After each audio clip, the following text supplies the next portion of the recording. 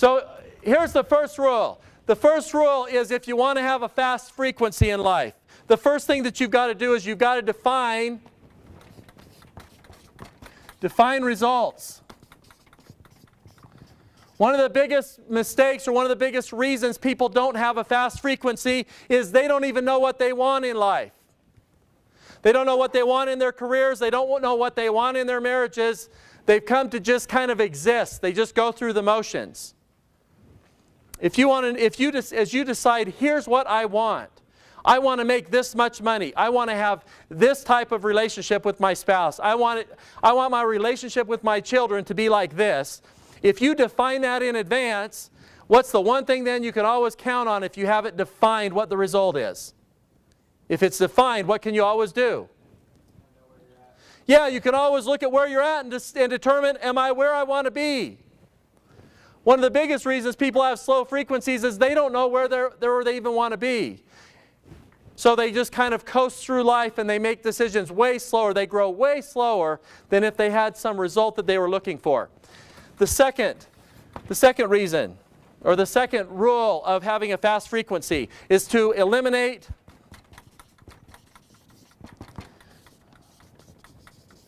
sacred cows. What's a sacred cow? Never do. It's something you never do. Aaron? It's something that off limits. It's off limits. Here, let me give you an example. When I talk to business owners, as I sit down with a business owner, I ask two questions out of the gate.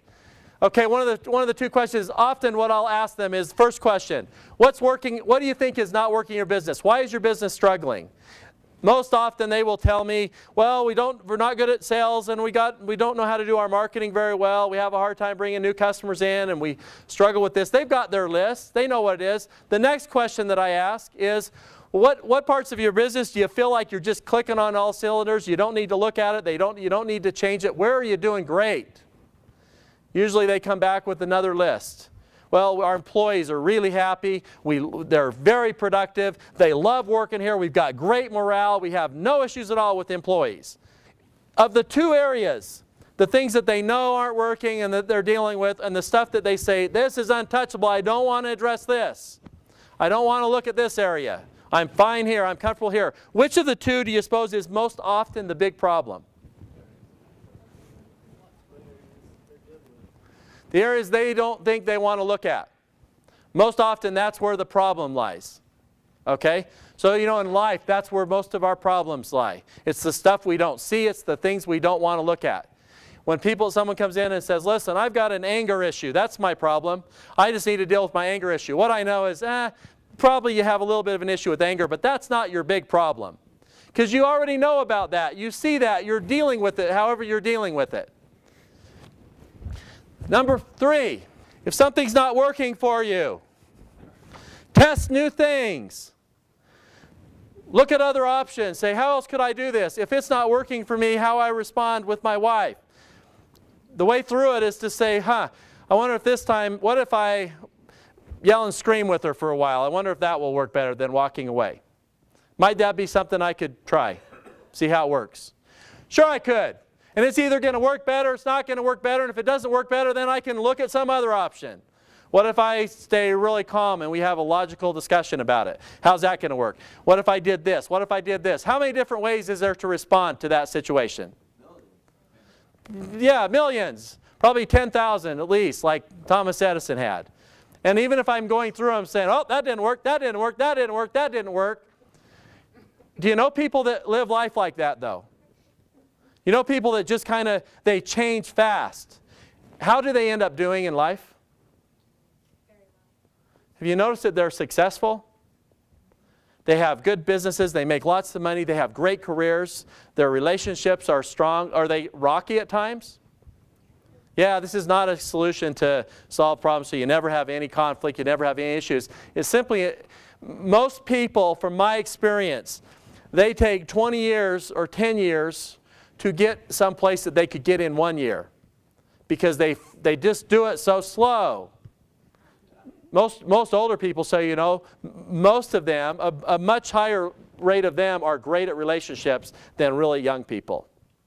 So you know, they've just gone through the process and they figured it out. It's just taken them 40 or 50 years. What if you could consolidate that and do it in a year or 2 years?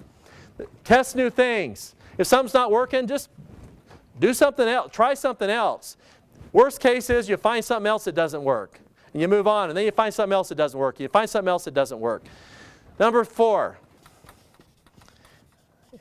is measure frequently. Measure can be several different things. If you want to know an immediate way to increase your frequency, start measuring more often. It doesn't matter whether it's in a relationship or in your career. If you're looking at your salary once a year or looking at how much money you made every year when you fill out taxes, if you want to learn how to make more money faster, instead start looking at it monthly and say, how much did I make this month? Instead of looking at it, how much did I make this year? At some point, if you're looking at it monthly and it's still not working, start looking at how much did I make this week? How much did I make today? The people that are the fastest, have the fastest frequency, they're course correcting on a daily, hourly basis, whatever that is. I'm going to throw out one more option here. This is a great option. It's something that I've got some friends that will tend to challenge each other like this. If you have some, whether you're a grad or not a grad of this training, find someone in your life that you trust, that you have some common goals. Decide what are some things that are important to you in your life. What are some things that would make a difference if you did better at them? It might be a business thing. It may be something personal in your life. It may be making sure that on a daily basis that you're acknowledging your spouse. Maybe that. And get someone in your life that will be a partner with you for a while to develop some good habits. That's one of these measuring frequently. If you come up with what's clear and then start measuring them more frequently, if you want things to become habits, if you want them to have faster change, don't sit down and look at them once every 3 months or even once a month. Start working on things on a daily basis.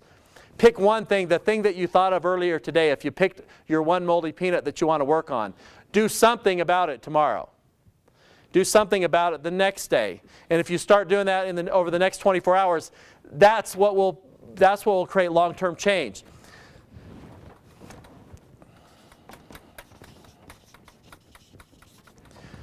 Number 5 is reward. Reward people who contribute to what it is that you want.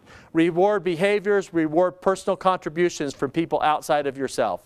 Reward them. If you're in a business situation, reward it financially or reward it with acknowledgement. If it's in a personal relationship, reward people who contribute to making things better in your relationships. Reward people who contribute to achieving the results that you want in life, even if it's just saying thank you or acknowledging them.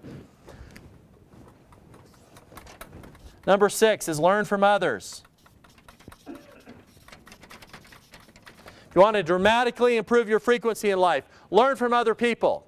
Rather than do everything the hard way, rather than do everything learning it on your own, watch other people, get insights to other people. When you have a question or an issue or problem, harness the power of the people around you. Sometimes the best thing to do with my wife is to simply say, gosh, this is what she does great, by the way. She's great at this, as she says, you know, this isn't how I want it to be with us. This isn't how I want it to be. How do we solve this? How do we move forward? Here's what I want. How do we get to this point? And by engaging both of us in that dialogue, we often come up with some solutions that are creative. Sometimes they work, sometimes they don't work. But we move towards that objective. And last one, and this is one of the keys here tonight. This is why I believe most people struggle and take so long to get success or to take life to the next level. And that is, they are terrified of failing. So the key is to simply to fail faster. Get it out of the way. Even if you're Thomas Edison, you got to go through 10,000 iterations of something to find one that works. Fail faster. Don't take 20 years to do what you can do in one.